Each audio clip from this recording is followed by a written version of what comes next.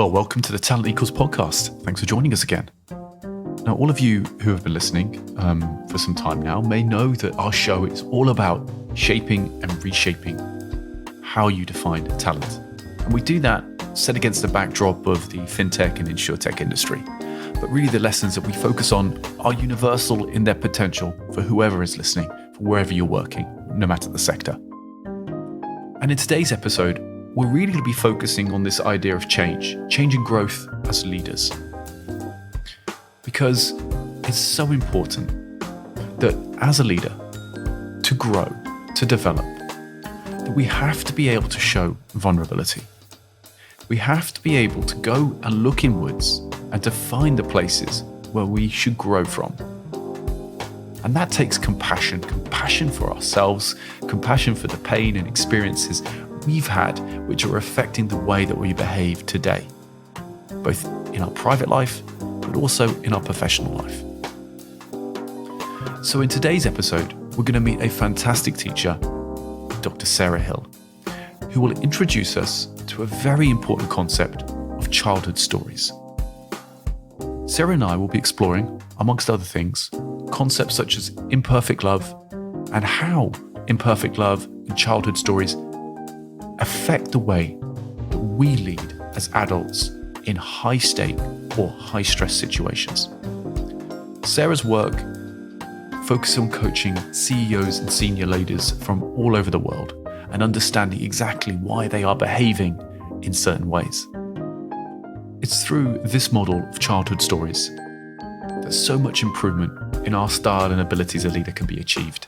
And yes, it can be a difficult journey to start, but there are real treasures lying on the other side for leaders looking to live a more balanced life, where the people around them can experience the full and real authentic version of them as a leader. But all of this requires anybody listening to have compassion for themselves and to allow some vulnerability in their life.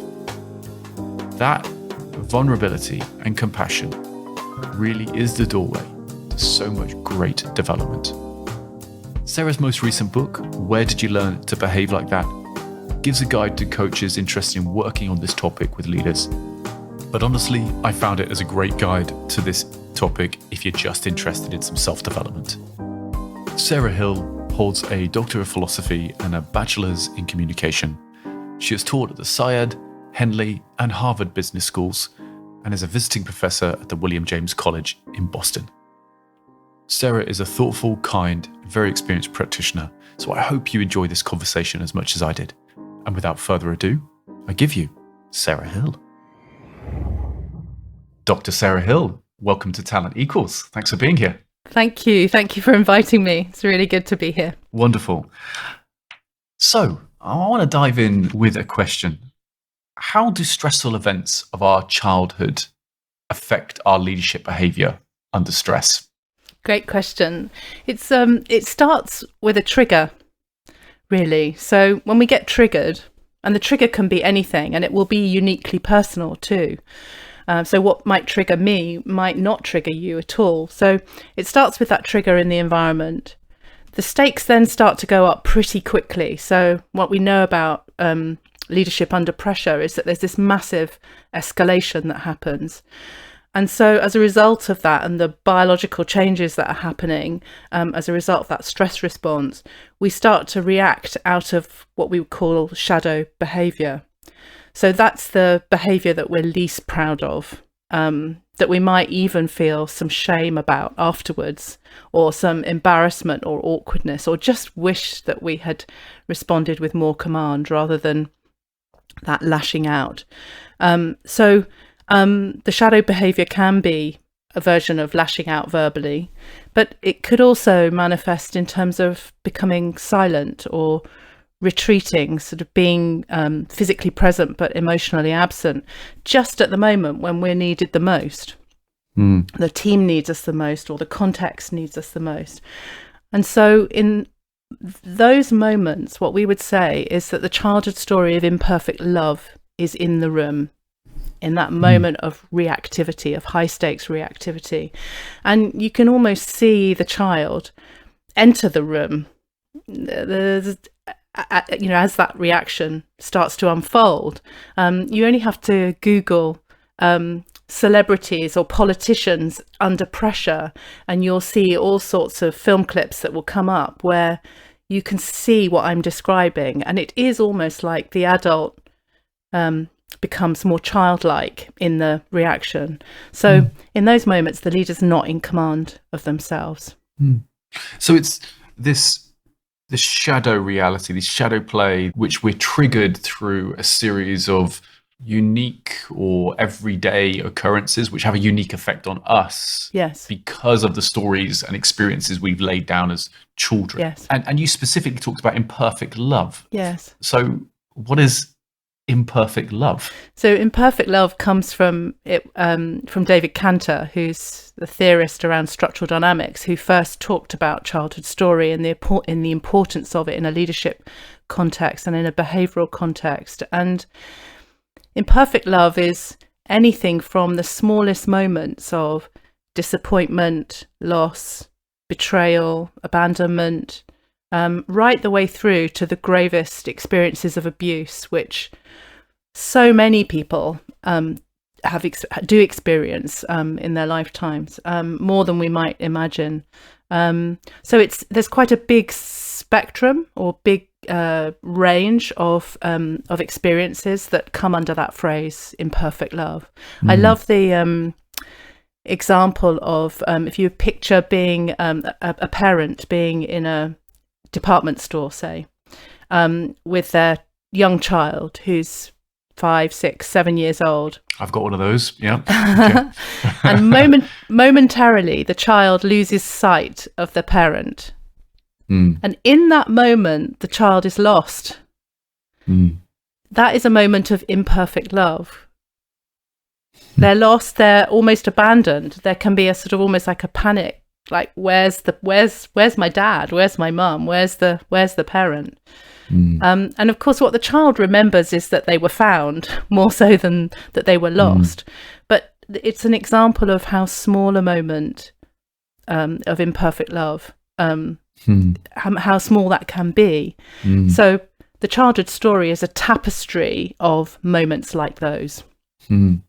That's a great example, because I have clear memories, as many people do, where they lose their parent and they tug on they turn around thinking it's their mother or and they say mum in a shop, and they look up and it's not their parent but their mother. Yes. And it's like this big feeling of like, oh my God, who are you?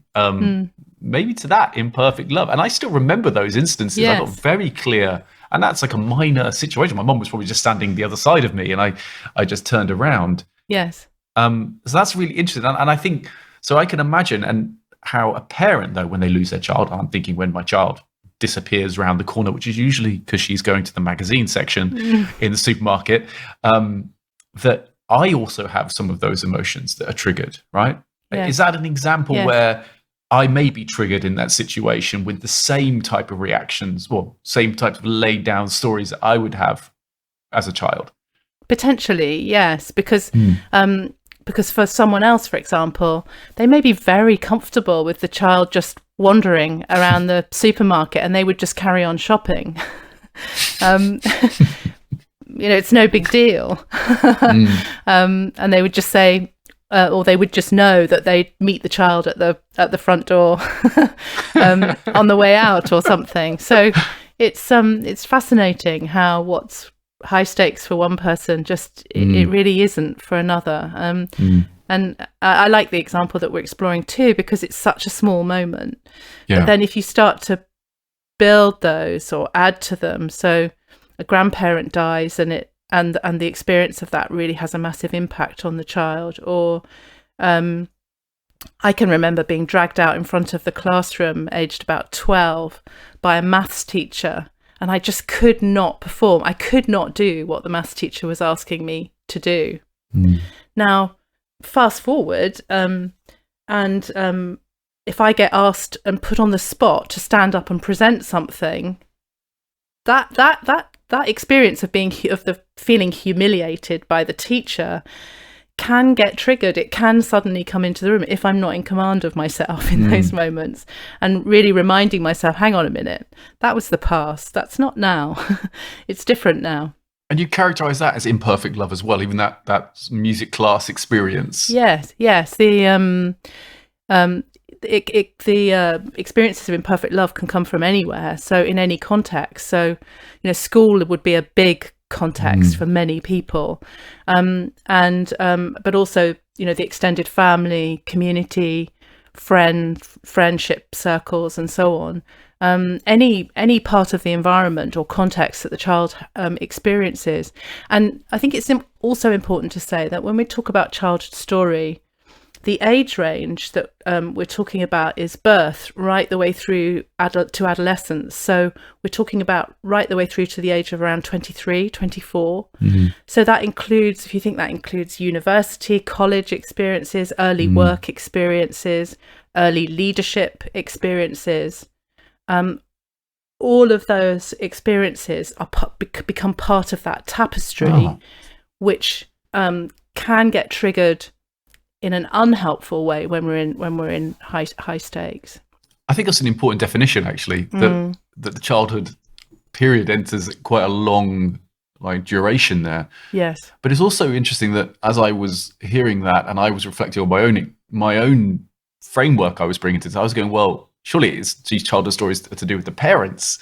But of course, I mean, so much of the childhood experience is outside of the parent-child relationship. I mean, I think about my own childhood and think of those formative moments where I was out with friends in the woods, or I was, getting into mischief, doing something I shouldn't have been doing. And that's like a story that's been laid down. And then in my teenage years, like 15, 16, 17, 18, when I moved out and I had from 16, and I remember those are big formative years. So yeah, I can. Yes.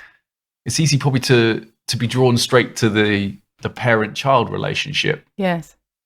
And I wonder actually if that's why maybe this parent-child relationship, maybe why I went straight there. Maybe people do. Do you think people most of the time think that, Sarah? Do they most think that's what we're talking about in childhood stories? Yes, I do. And in some ways, it makes the term problematic. So sometimes I will talk more about formative experience. You just used that term just a moment ago, and formative experience, because the reason why we focus on that age range right the way through adolescence is because it's the identity forming phase of development, and the identity is still forming right the way through adolescence, and that's why all of those experiences have the impact that they do, because they are during those phases of psychological development and the identity forming phases.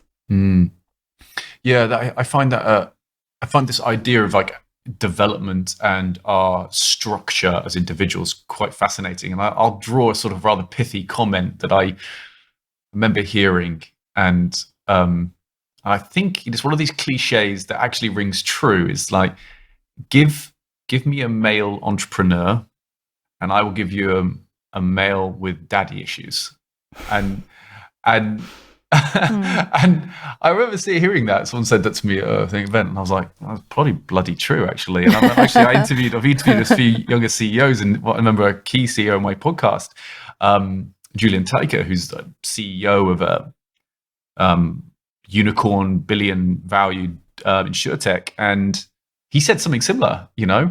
My own daddy issues he talked about, and I've got to be honest with you. I mean, I'm an entrepreneur, and I'm from a house where my parents are divorced as well. And I keep going through my friendships and I wonder about these key things. And so that draws to me like this idea that even there's good even in the bad experiences we have in our childhood stories. And how close is our dysfunction to our genius? And how do you work with that? I love that question, because it's so close. There's almost like a sort of paper thin difference between the two, and that's what's so wonderful. Actually, is that the experiences that we have of imperfect love that we had can be such a force for good. I'm only who I am today because of the range of experiences that I had as a child. And I grew up in a family where I was abused, and both in the family and outside of the family system, and that has made me an extraordinary advocate for working with people to reduce harm. That I would say, if you were to ask me what my kind of core purpose has been in all the work that I've done in my career, it has been, or it's had a purpose around reducing harm, reducing the harm that happens when we interact with one another, for example. So that's come out of a pretty tough childhood and a pretty tough set of experiences. It's what makes me effective and good and so on.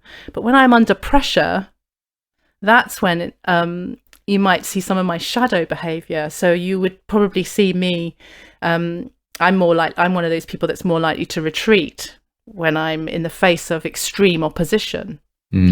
So in that moment, the childhood story is coming into the room, and if I'm not careful, it doesn't happen so much these days because I've really done the work on myself, but in the past I would do a lot of work with teams to bring the disturbance into the room, and just at the moment when it was there in my coaching work, I'd start to retreat and back off. It's completely contrary to the purpose of what I was doing. I find that interesting because thank you for sharing. And your story you do share in your book. Where did you learn to behave like that? And I thought it was a great example of courage in you showing your own vulnerability to hopefully encourage others to come forward with their story and work on it. So I'll leave listeners to explore your book and how you introduce your story and explain it within the context of your work. But I think just sort of poking a little bit more at this, because, I wonder if, and I remember hearing once that, on a show talking about these, exemplary leaders, taking someone like, let's take the archetype at the moment, like Elon Musk, right? Mm-hmm. Clearly he is dysfunctional in some ways. And you read a biography of him, you can understand that in so many ways his behavior is dysfunctional, yet it is brilliant in other facets of his life. And again, I come back to, I wonder if these folks sometimes, and I've heard this of exemplary performers, don't want to mess around with themselves because they fear losing that edge. But the example you gave, though, is that fine paper-like difference, right? Where you realize actually the dysfunction is no longer serving you, and no longer serving those around you. And so I wonder, is it a case of throwing out the genius with the dysfunction bathwater? I'm trying to butcher that one there. or is there a way to really, to get a win-win here and improve ourselves without losing that edge? I think the win-win is the genius alongside phenomenal knowledge and command of the self, phenomenal insight and awareness of the self, the ability to change the nature of one's own discourse, and so on. So to have highly effective, rich relationships with others and so on, so that there'll always be moments of dysfunction, right? There'll always be moments of shadow behavior. If we're human beings, those moments will always present themselves. But I think particularly in a leadership position, don't we have a responsibility to be the best that we can be relationally and behaviorally, as well as being known for the genius that we bring as an entrepreneur or as a world leader, and so on. And if you read autobiographies or biographies about political leaders or celebrities and others, you'll see that many of them have a massive childhood story. You can see it poking through, and more people are writing about that. Everyone from like Alan Davis, the comedian, Bruce Springsteen and his biography. He's really in touch with his childhood story and the impact that has had on his adult life, for good and not so good at times. There's a fantastic biography by Jeanette Winterson called Why Be Happy When You Could Be Normal? And it's about her childhood story. And again, she's making the links between the childhood experience and the adult author that she is today. Yeah, I love biographies for that reason. And I mean, the one that really struck me recently was Matthew McConaughey's Green Lights. And I mean, his mother and father, he explains in it, were married to each other 3 times. That means they had to get divorced all of those times as well. And he opens with this scene where his mother breaks his father's nose with a phone or something across and you're just left with like this sort of harrowing sense of like, how on earth does Matthew McConaughey emerge as this fully rounded, hugely talented and completely like interesting character, which he is. And you realize that, certainly as you do more work on the self and this idea of, emergence and a meaning and experience, creation, that we recognize that what we extrapolate from a situation is all about the meaning that we associate to that, and how you associate meaning is through your perception and the tools that you're given. And so any situation can be good or bad, right? Dependent on how you frame it. Yes. And I think, one of the guests I had previously was a guy called Thomas Weddelsborg, and he wrote a book called What's Your Problem? And this is all about reframing and problem solving. And I know this is slightly different, but in a way it's like, his kind of blurb on his book is to solve your toughest problem, change the problems you solve. And I kind of wonder within story work how with childhood story you're actually going, well, let's take a look at that situation, but let's think about it in a different way. Let's ascribe a different set of meaning. Is that a way that you approach that work? Yes. I mean, it's I think the neuroscience is really helpful in this context. So this idea about neural pathways and how the behavioral reactions, the behaviors that we learn as a result of those experiences of imperfect love, those childhood experiences, we have a set of neural pathways that are really well ingrained as adults, and so we react in a particular way. And the great thing is that you can develop new neural pathways, so that the habitual response, which will have a protective element to it. So those shadow behaviours are a defensive, protective mechanism, which served the child well back then, but are not serving the adult well in moments of high stakes, for example. So one way that we think about that in childhood story work is that you have the childhood experience, a set of old internal narratives get laid down about the self. Opposing and being opposed is dangerous, could be one. The only way to succeed is to push others out of the way. There are hundreds of very absolute statements about the self or about the situation, which we describe as old internal narratives, old neural pathways getting activated, well-worn pathways. The work to do is to lay down some new neural pathways by writing new internal narratives. So opposing being dangerous, opposing is an important, necessary behavioral skill.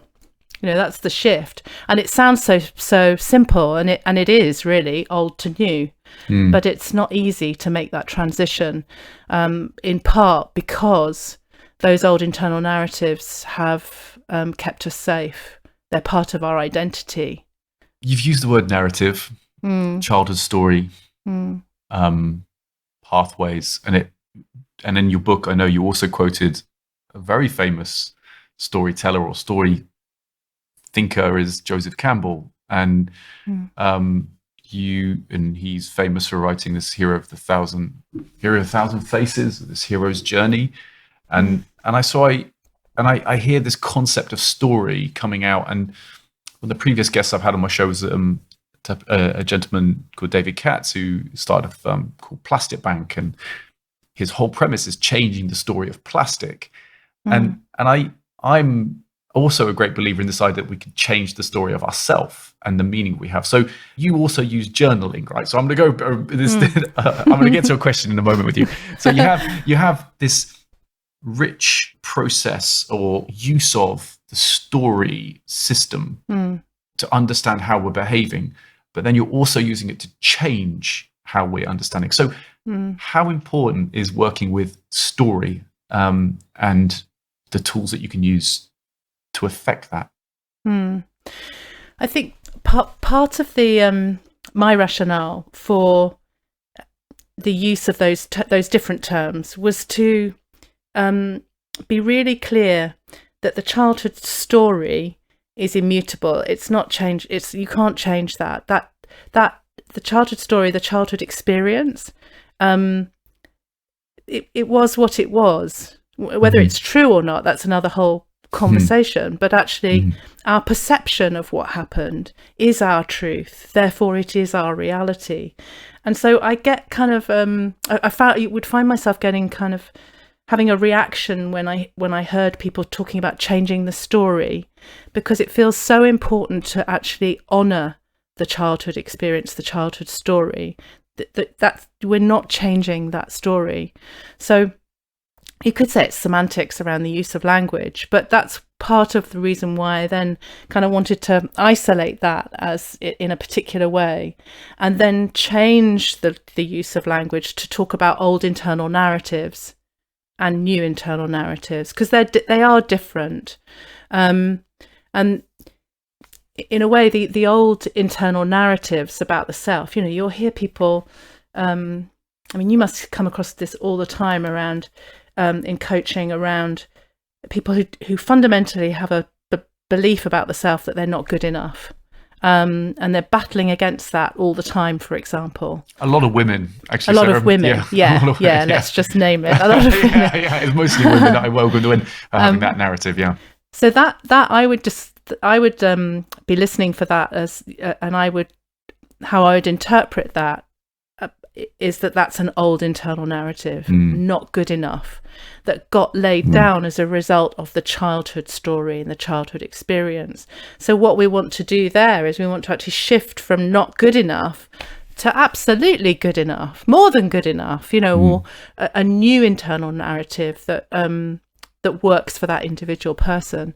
And I think, you can, I have found in my coaching that, a number of different levels and layers to coaching, of course, and I don't necessarily go straight to childhood story. In fact, I would rarely go straight to childhood story unless someone's coming with that explicitly. But if, as a result of the initial coaching work that I would do together with somebody, the behaviours are not shifting, the old internal narratives are coming back and back and back. They're stubborn, because they are stubborn. They're persistent, and so on. That would be an indicator to me that actually we need to do something a bit deeper. We need to look at what are the roots of that old internal narrative. What's the story that sits behind it? It's like honor the story, but change the meaning. Yes, because there's some work to do to honor the child too. Actually, it's very poignant, actually, and very profound, just how hard so many adults are on their childhood self. But blaming the child, feeling responsible for the parent's divorce. That can get laid down very easily, for example, and then really blaming that child, being very critical about the child, the teenager, the adolescent. So there's sometimes and often some work to do to actually honour that child, to recognise that the child did the best that they could in the circumstances that they were in. I find that a beautiful point, actually, to reflect on, because my own journey has been to think that if you can't love yourself, you really find it hard to love other people fully and completely. Yeah. So it's a kind of love for the world when you make peace with and love yourself, because it makes you that much happier, gives you so much more capacity, I've found, to give that kindness out and to be the best version of yourself. And I certainly have felt like when I've done some work, I've done a psychedelic retreat in Amsterdam. I went and did something with psilocybin, and it was a 3-day retreat. It was a fantastic experience. And I think one of the key things that came from me, and I'm looking and observing specifically other men in that retreat who many of them were multimillionaires, had significant success. Like, society would look at them and say, big success, right? And to a man, they were saying that I needed to learn to love myself. Yeah. I needed to learn to hug myself. And that hugging, I felt, certainly myself, was the child version of myself, was like, it's okay to say and embrace myself and say, it's okay. I got this. And I think certainly for my own journey has been to say, I think maybe what I've experienced with that shadow play in myself has been to say, well, it's okay, young William. Adult William's got this. Yeah. You absolutely. don't have to come and, be scared or bring all of that. Yes. Yeah, that emotion. I can, as an adult, take this on and be more level-headed.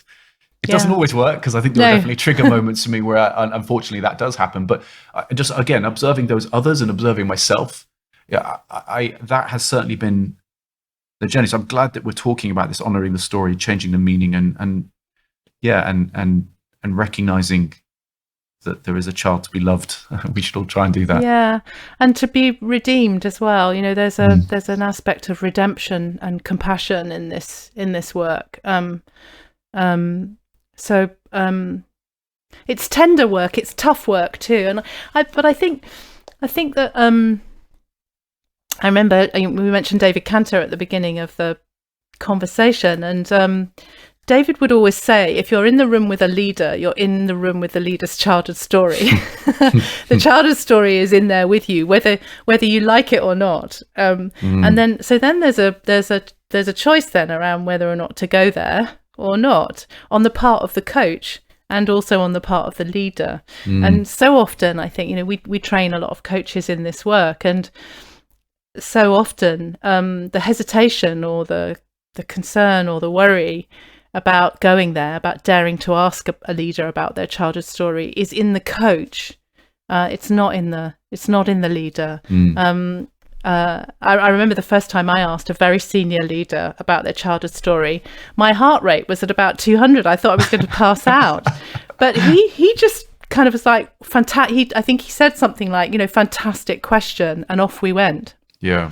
So I think there's more scope and potential to do this work. So back to my psychedelic retreats, maybe thinking like, oh wow, that sounds a bit far out there. But I think the reason it's such a powerful tool to work with is because it allows you in a short period of time to really lower some of the barriers that we have up, and it allows us to sort of become, and they do it, and the people I did they're called Synthesis, and they're an amazing retreat, and they have a very they do work with John Hopkins and UCL, so it's in a very structured situation, but it allows us to be brave, to your point, like to bravery to step into a lot of these topics that we're otherwise holding deep inside. Yes. I know from my own experience was to cry profusely for like about an hour, and it came out of nowhere, and in a room full of complete strangers to cry is quite shameful in many ways, particularly for a man. Yeah. And so you're trying to embrace all of these types of experiences and feelings that you're having, but at the same time trying to show courage. And that courage is something I feel, that's why I talk about it, I can share with others now and be like, you know what, I've been through this. This was my experience. Yes. It's okay to have a breakdown, to like feel like you need to be built up again. That's okay. Yeah, absolutely. And I think that ability to express vulnerability is such a strength, and I think it's experienced by others around you as a strength. Although, of course, in the moment of the breakdown, or the expression of the vulnerability, it feels anything but strong, and so on. So, I think it is a real act of courage to be able to express that. that vulnerability. You've used the word vulnerability, and I know it's something that comes out in your work as well and in the book, and it's something I'd like to sort of double click on a bit and explore with you, because I see in my own work as a headhunter and a selector of talent, I see actually vulnerability as being a key indicator of talent, because I've come to believe that it engenders trust, because the more vulnerable we can be with others, the more they feel they can bring their authentic self to the conversation. And that authentic self, as you start to exchange with each other authentically, you start to develop trust naturally, because you feel like there is less facade. And so I wonder what your thoughts are on the importance of vulnerability in that regard, in sort of the successful leaders you've seen. Have you seen this as a something in leaders you've worked with? Definitely, because I think it also, the vulnerability, it very much links to authenticity, to the gravitas of a leader, the way a leader walks into the room, that gravitas, that leadership presence.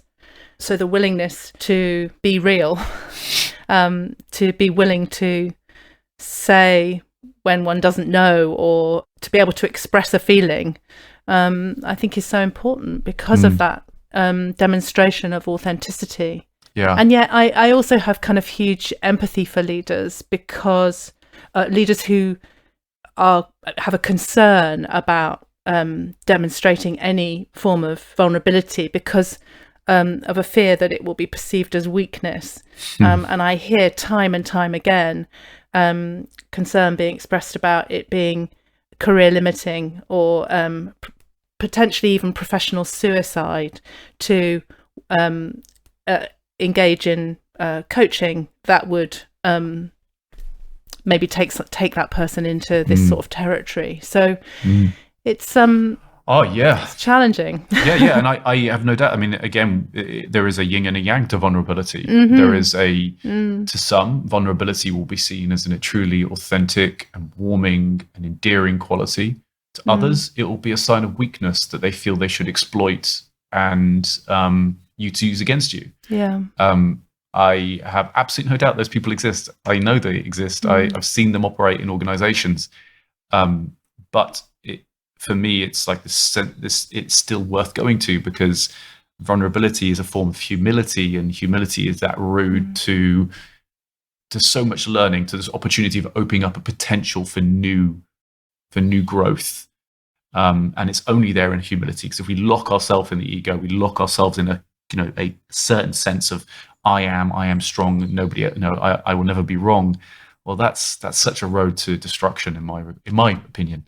Yes, absolutely. And of course, as we're talking, I'm thinking, well, for those for whom vulnerability is a no-go, there'll be a childhood story at the back of that. Think about how many children, men especially, boys and men especially, are told, don't cry. Yeah. Don't cry, be strong.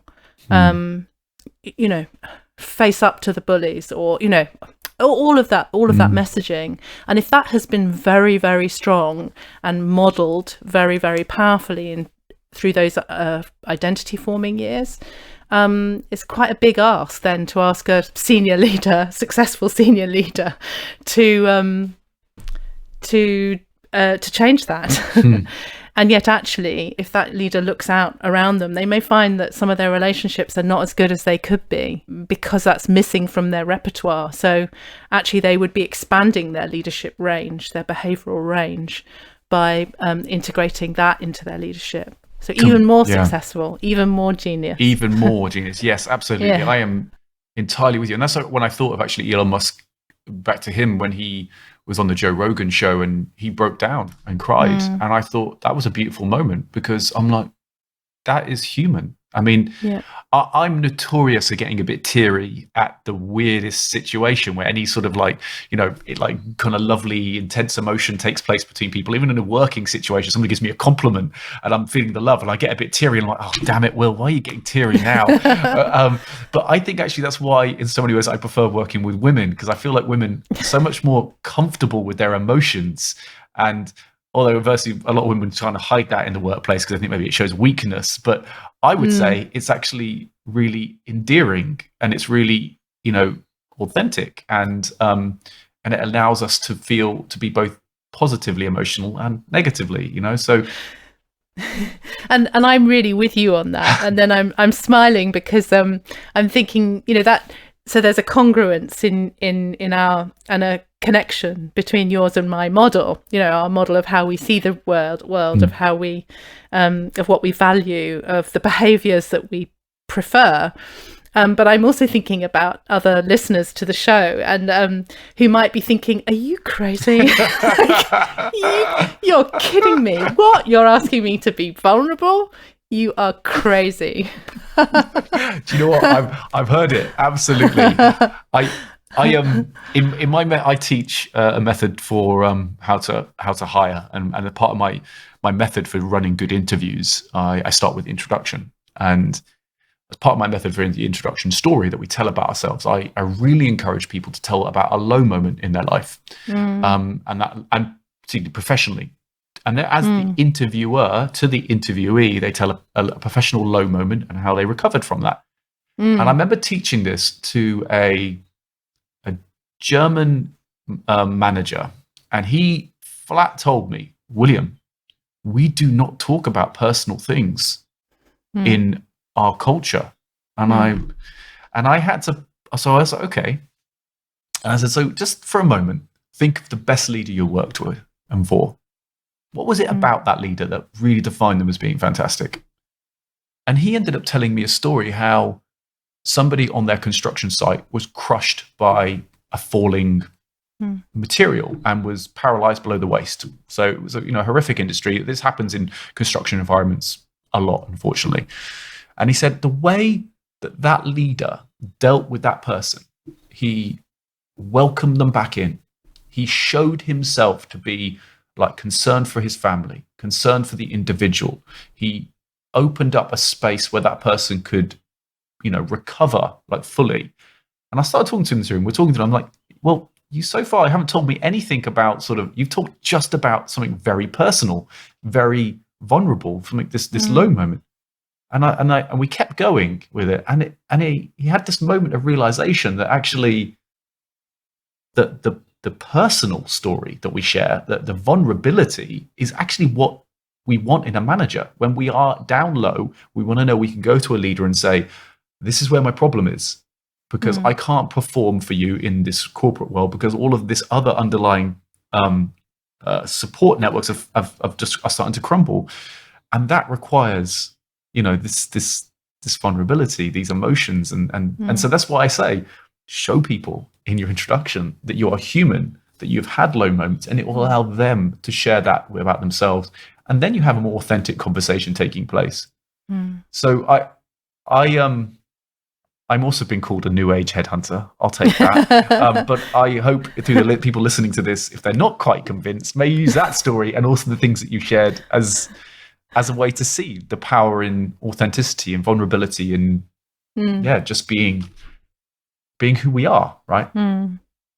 I remember being at a 3-day dialogue, which was being facilitated by someone called Skip Griffin.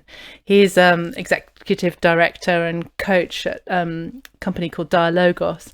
And he was very involved in civil rights movement, and he had come to the UK. This is quite a number of years ago. He'd come to the UK and he was facilitating this 3-day dialogue to explore his experiences of the civil rights movement for a book that he was writing. And he asked me on the first day, he handed me a piece of paper and said, would you mind reading this at a point during the session? When I ask you, would you mind reading this? I thought, yeah, that's fine. I can read it. I can read.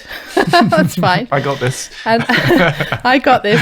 I didn't know him at all. Meeting for the first time, and there was a group of about 20 people, and I read through what was there, and it was very powerful experience, a woman talking about a particular experience, and it resonated so much with some of my own experiences of carrying an untold story around with myself, and the about myself, and the burden that had created, and so on. Anyway, the moment came where he asked me to read it out and I started to cry as I was reading it. And during those 3 days, I'm not kidding you, I couldn't stop crying. Every time I'd sort of, I wasn't sobbing the whole time, but I seemed to have tears rolling down my cheeks for the entire 3 days. And every time that would start to ease back, suddenly Skip would be sat next to me, and I'd sort of feel the support of his presence, and I'd start crying again.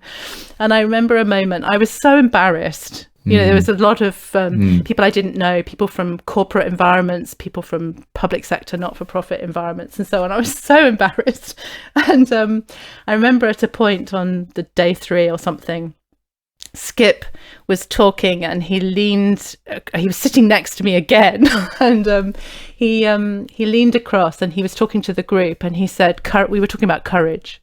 He said, "Courage? I'll show you courage." And he leaned over to me and he said, "This is courage," pointed to me. "This is courage, this willingness to express vulnerability, to express the sadness and the grief, and to let it go." And that was a phenomenal moment. And at the end of the 3-day dialogue, I had a kind of queue of people lined up waiting to thank me for what they'd learned. And I was still at that stage feeling really mortified. I understand it now, but at the time I was like, "Oh my days, this is terrible." That's a beautiful story. That's got me a bit teary right now. So you've, I think that is courage, actually. And I think as you were telling me that story, I remember back to my experience at the synthesis retreat, and I remember how the tears came for me. And it was actually, it first started with just somebody showing like kindness to me, and yes, I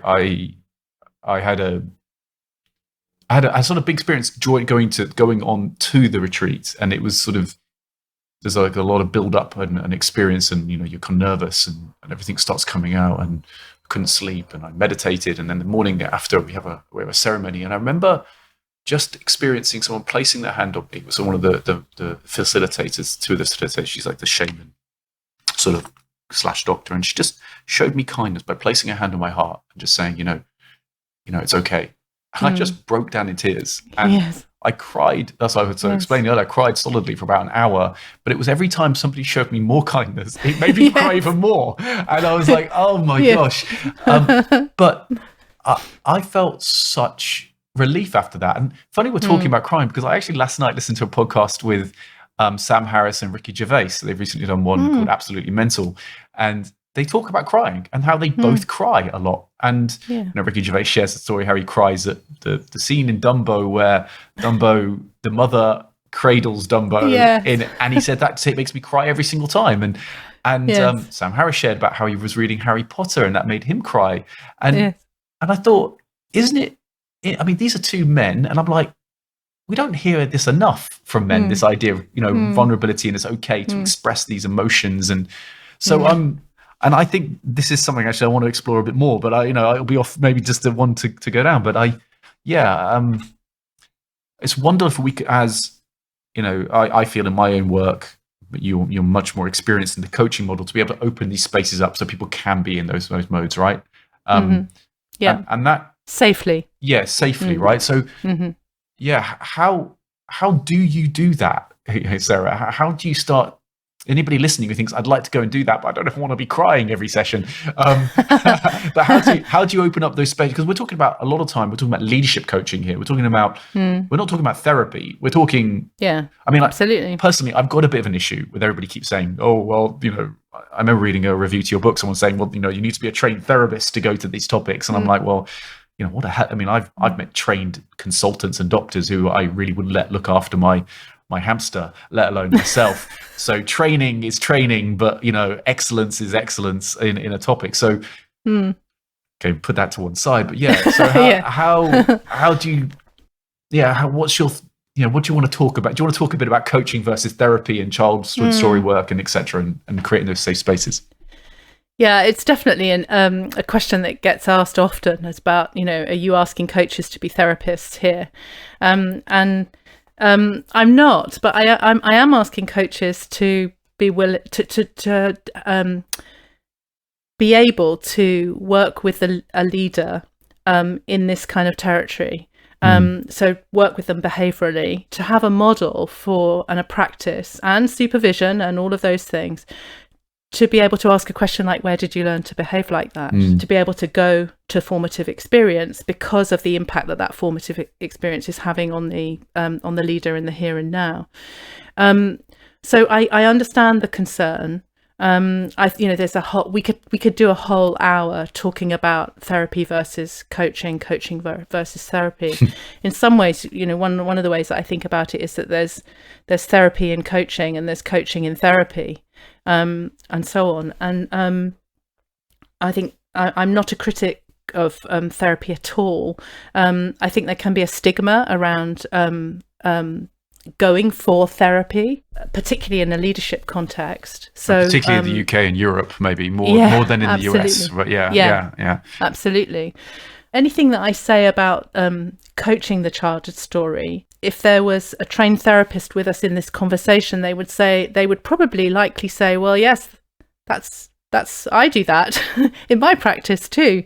It's about your model, I think. And I would also say, in coaching the childhood story, we don't dwell on the story. We don't get stuck in the story. We're really drawing on data from the childhood story in order to inform the current behavioural context or behavioural challenge that the leader is working with. It is a relational approach, and yet childhood story work can happen in a 10-minute conversation, or it can happen over many sessions over many years, actually. There's a wide spectrum. I've definitely worked with leaders where I've had one conversation with them and they have gone on to talk openly about how that one conversation unlocked something, enabled a transformational change of some kind, and gave them what they were looking for and needing to make some more, behavioural changes. But then I also work with leaders over an extended period of time. Depends what's in the story, the extent of the abuse, for example, that people might have experienced or encountered, how stuck some of the behavioural patterns are. Those old internal narratives, they are very stubborn, very persistent. Yeah. Well, I hear that, and I certainly know in reading your book that it gave me a model just through reading it to think about my own version of scarcity, and it gave me just a hint to why maybe I was reacting as I do around money in some modes. And I was thinking, where have I seen that fear of scarcity?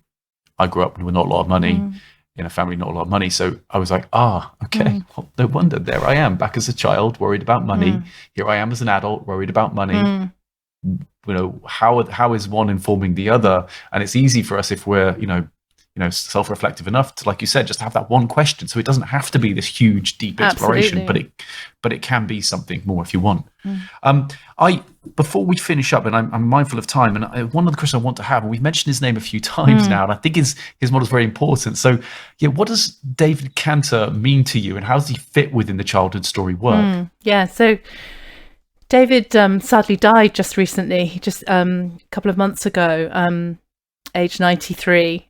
He was a clinical psychologist, family therapist. He built out his model, structural dynamics, back in the early 1960s. And what the structural dynamics model offers is a way to read what's happening behaviourally, structurally. So what we do is, in parallel to listening for content, we also listen for structure. And in his model, he talked about the relevance and impact of the childhood story on behaviour. So it was very central to the model. Although I think it'd be fair to say that it was perhaps the least well-developed part of the model. And I met David when about 10, 11 years ago. I'd been working with his model for years. So I didn't know him, but I felt like I knew him. I would use his name often, talking about his model, introducing his model. Whether it was when I was working in prisons or working in tech companies or wherever it may have been. And I finally got to meet him, as I say, about 10 or 11 years ago. And he became my coach and mentor.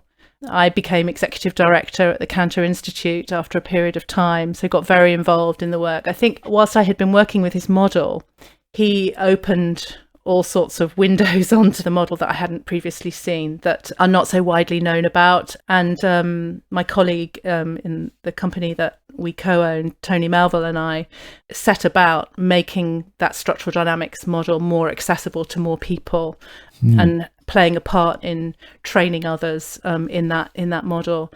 On a personal level, he was like the longed for parent that any unhappy child is seeking at the end of waiting at the end of a street. For me, he really was that. He was kind and generous. He was incredibly frustrating as well.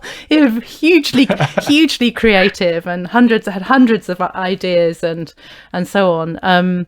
But a special person, a special leader, a special thought leader, and huge influencer. And I don't think his model has had as much recognition as it deserves. And so I'm very committed to playing a part in ensuring the legacy of his ideas. And so the My Childhood Story model links very closely to his structural dynamics model. The two things are integrated, really.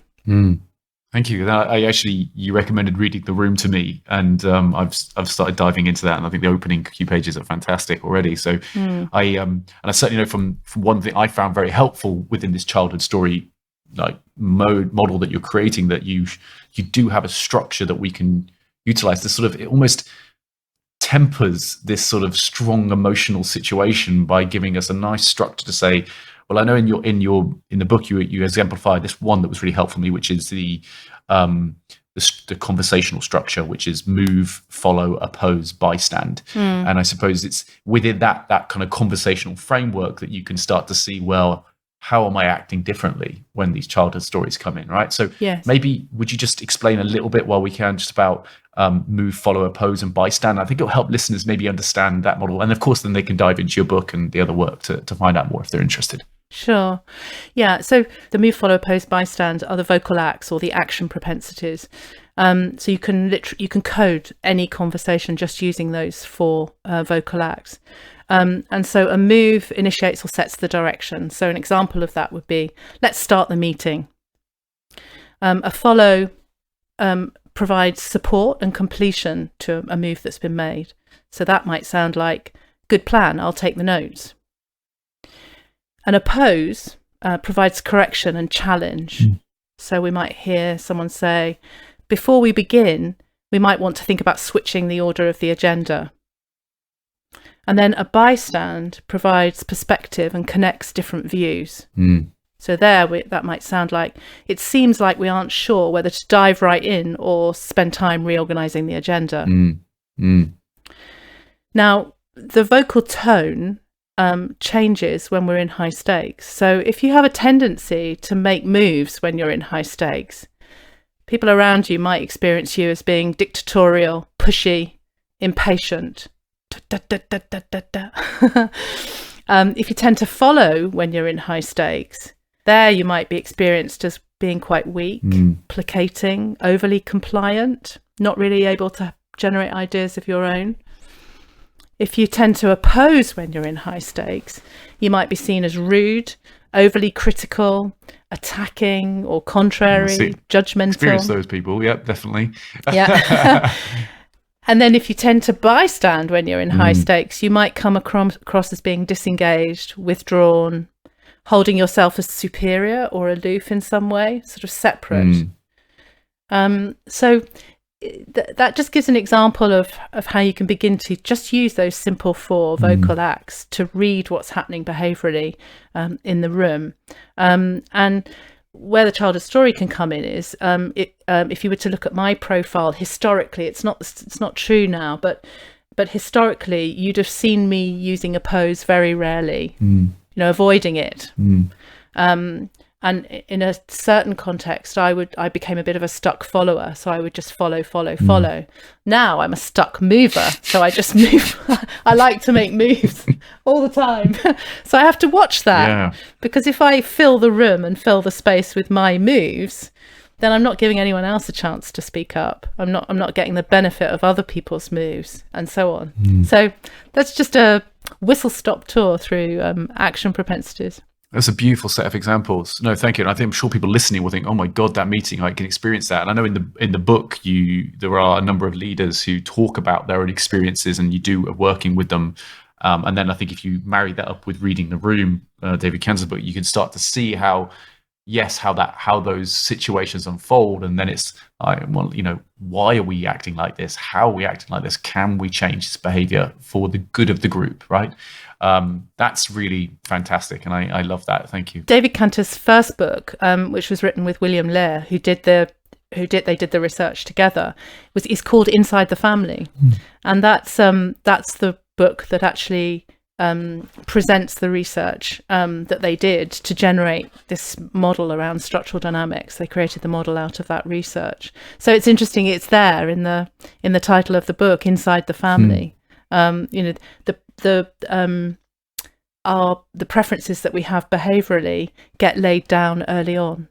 And you've sort of evolved this story work by also the childhood story by also creating a journaling system, right? Yes. You have a journal that you've created where you can start to, and you call it Dare To, is that correct? Yes. Okay. And Dare To is the way that you start to re-architect or recreate the sort of meaning of those stories. Yes, that journal is an accompanying resource that we would use alongside coaching, but people do use it independently of coaching too. So people who've read the book Where Did You Learn to Behave Like That, and then use the Dare To journal to do some self-exploration and reflective work. It's filled with reflective questions and exercises, quotes from people that have been doing story work themselves, and so on. So it's really a resource to support the story work. Okay, well, now we're coming towards the end of our time, and I've greatly enjoyed learning so far and being on this journey with you. Thank you so much. I always like to ask this question of authors, though, is so what has changed in your thinking since writing the book, if anything, about the model and the way that you do it? Yeah, it's interesting. There are a couple of things that have been reinforced, I think, more so than anything. You can answer it like that if you want. Yeah, go on then. I think maybe at some point I'll write a second edition, but I wish I'd been even clearer about the part that old internal narratives play in keeping the impact of the childhood story alive. I was so stuck in, some traumatic experiences that I had. I couldn't shake them off. It was like just carrying them around in the background, not in the foreground, but carrying them around in the background. And so every time I told myself, one of my old internal narratives, it would bring that experience back in. So I think I'd like to have been even clearer about that, because that's where the work is. And the importance then of not only being able to articulate the new internal narratives, but really go to work on how to live them, how to enact them, how to embody them, and all the peace and ease and confidence and excellence and gravitas that comes as a result of doing that. But it's not easy work. I get frustrated sometimes when people say, "Oh, it's soft, fluffy stuff." It's not. It's at the tough end. Christ, anybody thinks this is soft, fluffy work? It's got some. Let's get them in a couple of sessions, see how they feel after that. Wow. Yeah. And that's partly why I then created the Dare To journal, because the Dare To journal provides more support to be making that transition, doing the work to make the transition from being able to articulate the new internal narratives to being able to live them. Fantastic. So finishing up now, and I'm respectful of your time, I always love, again, one of my key questions, I'll just say, what 3 books have influenced your thinking so far? I mean, I know we've talked a bit about reading The Room, but do you have any other books that you love? And that can be anything. It could be fiction, it could be, a business book or poetry, whatever you like. Yeah, so the first one is a bit of a surprise to me, but when I was thinking about this, I thought, gosh, yes, that book did really impact me. And it's a book by someone called Moustakas, and it's called Heuristic Research. And it was when I was doing my PhD, and I was immersed I'd done quasi-ethnographic collaborative research, and I was swimming in data, and then trying to think about how to analyze that data. And I just by chance found this book about heuristic research. And the bit that really stands out for me is the importance of immersing yourself in data, immersing yourself in experience, and allowing it to incubate.